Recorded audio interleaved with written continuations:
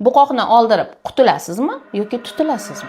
Qalqonsimon bez bu organizmdagi ko'p vazifalarni bajaradigan kichkinagina bez bo'lib, u o'zida garmon ishlab chiqaradi. Bu garmon har bitta to'qima miya uchun, yurak uchun, asab uchun, oyoq, qo'l uchun, soch uchun, hamma narsa uchun kerak. Ayniqsa semirmaslik uchun kerak. Ba'zi bir insonlar o'ylashadi, qalqonsimon bezni oldirib tashab qutulaman deb.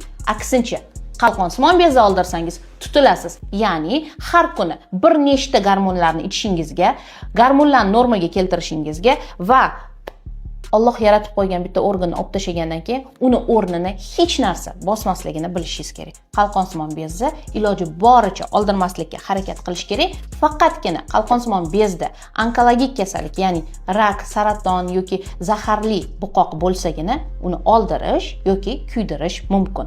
Qolgan paytda ishlab turgan organingizga zarar yetkazmang. Uni oldirishga harakat qilmang.